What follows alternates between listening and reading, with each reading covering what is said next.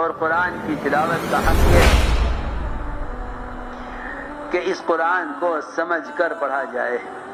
یہ قرآن کی تلاوت کا حق ہے کہ اس کو سمجھ کر پڑھا جائے. قرآن کو بغیر سمجھے پڑھنا، قرآن کو بغیر سمجھے پڑھنا بالکل ایسا ہے کہ کوئی شخص آپ سے بات کسی زبان میں کر رہا ہو اور آپ اس زبان کو نہ جاننے کی وجہ سے اس کی بات کو نہ سمجھیں. یہ ہے قرآن کو بغیر سمجھے پڑھنا. اللہ رب العزت براہ راست ہر مومن سے مخاطب ہیں. جتنا اللہ تعالیٰ نے قرآن میں ایمان والوں کو مخاطب کیا ہے اتنا کسی کو مخاطب نہیں کیا، لیکن ایمان والوں میں قرآن کو سمجھ کر پڑھنے کا شوق نہیں ہے. فرماتے تھے علی رضی اللہ تعالیٰ عنہ، قرآن کو بغیر سمجھے پڑھنے میں کوئی خیر نہیں ہے. اس لیے بہت ضروری بات میں عرض کر رہا، ہر مسلمان کے ذمہ واجب ہے، میں تو واجب کہتا ہوں کہ ہر مسلمان کے ذمہ واجب ہے کہ وہ قرآن کے ترجمے کو ضرور دیکھا کرے کہ اللہ تعالیٰ مجھ سے کیا فرما رہے ہیں. بلکہ اللہ نے قرآن میں فرما دیا وما اوتیتم من العلم الا قلیلا، ہم نے تمہیں علم بہت تھوڑا دیا ہے، بہت تھوڑا دیا ہے ہم نے. تو اسی طرح میرے بھائی حروف مقطعات کا علم بھی اللہ نے ہمیں نہیں دیا. تو میں جلدی نمبر وار اس کی حکمتیں بیان کر دوں جلدی سے. وہ حکمتیں دو ہوتی ہیں تو پھر کہیں اور چلا جاتا ہوں میں. پہلی حکمت میں نے بیان کی حروف مقطعات کی کہ ہمیں اپنی جہالت کا اعتراف ہو جائے. دوسری حکمت علماء کہتے ہیں کہ یہ بھی ایک آزمائش ہے کہ جس چیز کا علم نہیں دیا ہم اس کے در پہ نہ ہوں، اس میں نہ گھسیں تحقیق میں.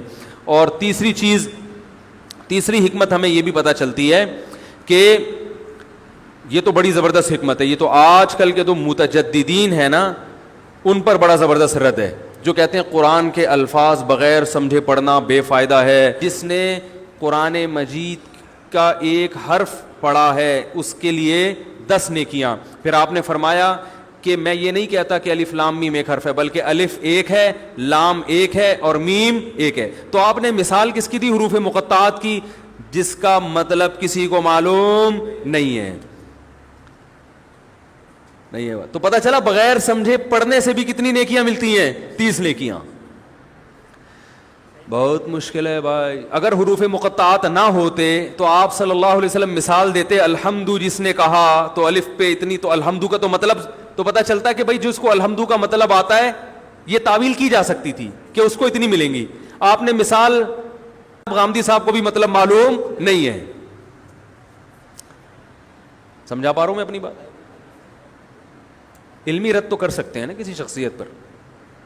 تو اچھا خیر، الف لام میم کا آپ صلی اللہ علیہ وسلم نے فرمایا کہ کتنی نیکیاں ملیں گی. تو بھائی ہم جب الف لام میم پڑھتے ہیں اس کا تو مطلب معلوم نہیں ہے. میں یہ نہیں کہہ رہا کہ قرآن کا مطلب جاننے کی کوشش نہ کریں، یہ نہیں کہہ رہا، کسی کی بات کو غلط نہ لے کے جایا کریں. اصل تو قرآن سمجھنے کے لیے نازل ہوا ہے، ہدایت ملے گی سمجھ کے پڑھنے پر.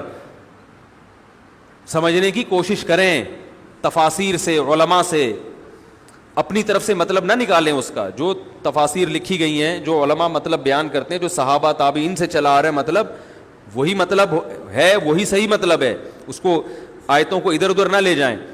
تو سمجھیں، اس کے مفہوم میں غور کریں. آج کل بہت تفاسیر ہیں اور اکثر الحمدللہ صحیح ہیں.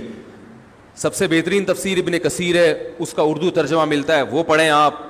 اردو میں معارف القرآن ہے، بیان القرآن ہے، اور اس طرح کی بہت، مفتی تقی عثمانی صاحب کا بہت آسان ترجمہ بھی آیا ہے، انگلش میں بھی ہے، اردو میں بھی ہے. تو تفاسیر آپ پڑھیں، بہت اچھی طرح قرآن کو سمجھیں. فائدہ تو سمجھ کے پڑھنے سے ہی ہوگا، بغیر سمجھے پڑھنے سے عمل کی توفیق نہیں ملے گی. لیکن یہ نہیں ہے کہ بغیر سمجھے پڑھنا ہی نہیں ہے، یعنی تلاوت ہی چھوڑ دیں اس کی، ایسا نہیں ہے. علماء کہتے ہیں قرآن کی تلاوت کا الگ سے ثواب ہے.